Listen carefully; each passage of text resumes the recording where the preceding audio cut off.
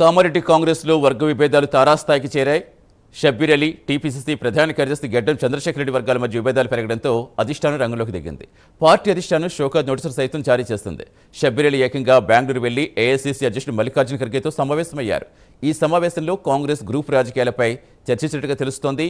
ఖర్గే భేటీతో కామారెడ్డి కాంగ్రెస్లో ఉత్కంఠ మొదలైంది. మరోవైపు షబ్బీర్ అలీ, చంద్రశేఖర్ రెడ్డి వర్గాల మధ్య మాటల యుద్ధం మాత్రం ఆగటం లేదు. పూర్తి సమాచారం ఇచ్చేందుకు మా కరెస్పాండెంట్ రాజేష్ జనతన్. రాజేష్, అసలు కామారెడ్డిలో ఏం జరుగుతోంది? నిన్న ఇందుప్రియ ఎలాంటి ఆరోపణలు చేస్తారో చూస్తాం. స్వయంగా వెళ్ళి ఫిర్యాదులు చేయటం, తర్వాత నోటీసులు రావటం, అసలు నోటీసులు రెస్పాండ్ అయ్యారు. ఇప్పుడు ఖర్గేతో భేటీలో ఏం జరిగి ఉండొచ్చు? ఇంటర్నల్గా ఏం చెప్తున్నారు అక్కడ లోకల్గా కాంగ్రెస్ నేతలు?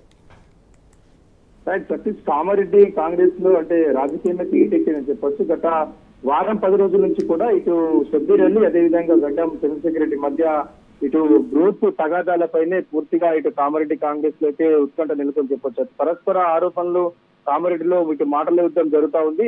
వైపు ఇటు గడ్డం ఇందుప్రియ, ఇటు షబ్బీర్ అలీ పైన, అనుచరుల పైన కూడా కేసు అంటే ఫిర్యాదు చేయడం జరిగింది. సోషల్ మీడియా ట్రోల్ చేస్తున్నట్టు ఒక 10 మంది పైన, షబ్బీర్ అలీ అనుచరులు 10 మంది పైన కూడా ప్రస్తుతం అయితే కేసులు నమోదైన పరిస్థితి. అయితే అదే విధంగా ఇటు రాష్ట్ర పార్టీ అధ్యక్షుడు ఇటు మహేష్ కుమార్ గౌడ్ పైన ఇటు ఆడియో కాల్ మాట్లాడడంలో షబ్బీర్ అలీ ఆరోపణలు అంటే అతని పైన తీవ్రమైన ఆరోపణలు చేయడం, మహిళల పట్ల అనుచిత వ్యాఖ్యలు చేయడం పట్ల ఇది అధిష్టానం సీరియస్ అయింది. ఈ విషయంలో ఇప్పటికే షోకాజ్ నోటీసులు కూడా జారీ చేసిన పరిస్థితి. అయితే ఈ నేపథ్యంలోనే బెంగళూరుకు ఇటు Kamareddy Congress group war issue చేయడం చెప్పొచ్చు.